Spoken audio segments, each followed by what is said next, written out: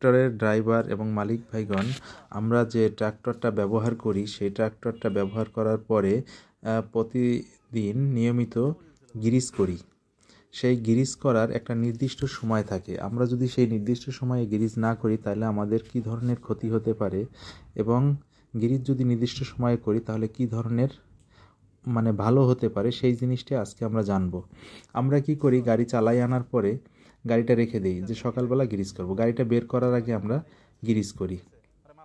তো ওই টাইমে যখন আমরা গ্রিজ করতে যাই, দেখেন এই যে গ্রিজ করতে গেছে পাইপটা ফেটে গেছে।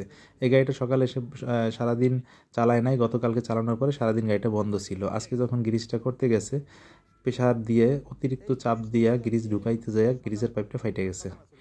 এর কারণ হয়েছে, গাড়িটা যখন আপনি সারাদিন চালানোর পরে এনে গাড়িটা রেখে দিবেন, তখন কি হবে, ভিতরে যে ময়লা পানি কাদা বা পুরাতন যে গ্রিজ থাকে, এই জিনিসটা গাড়িটা থাকার পরে আস্তে আস্তে গাড়িটা ঠান্ডা হয়, এবং ওই ভিতরে যে কাদা পানি ময়লা থাকে ওটাও ঠান্ডা হয়ে জমে গিয়ে শক্ত হয়ে যায়।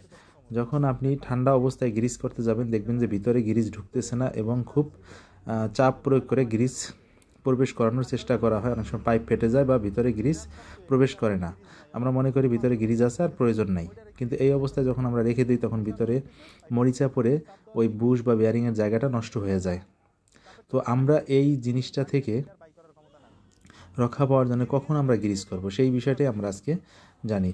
আমরা গ্রিজ করব গাড়িটা যখন চালাইয়া নিয়ে আসবো, গাড়িটা যখন গরম থাকবে, ঠিক গরম থাকা অবস্থায় আমরা গ্রিজ পয়েন্টগুলোতে গ্রিজ করব, এবং তখন ভিতরে যে ময়লা কাদাটা নরম অবস্থায় থাকবে। নতুন গ্রিজ যাওয়ার পরে পুরাতন ময়লা কাদা পানি যা থাকবে বা পুরাতন গ্রিজ থাকবে, ওটা নতুন গ্রিজের চাপে ওই গ্রিজটা সহজে অনায়াসে বাইরে বের হয়ে আসবে।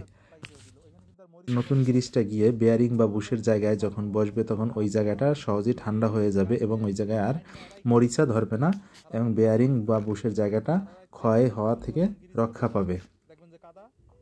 তো আমরা ভালো মানের গ্রিজ সবসময় করার চেষ্টা করব, অরিজিনাল গ্রিজ ব্যবহার করব, অরিজিনাল জেনুইন পার্টস সবসময় গাড়িতে ব্যবহার করব। কখনো আমরা ওই লোকাল গ্রিজ বা লোকাল পার্টস ব্যবহার করব না, এবং সঠিক টাইমে গাড়িটা চালিয়ে আসার পরে গরম থাকা অবস্থায় প্রত্যেকটা গ্রিজ পয়েন্টে সঠিকভাবে গ্রিজ করব, এবং প্রতিদিন চেষ্টা করব গাড়িটা চালিয়ে নিয়ে আসার পরে গ্রিজ করার।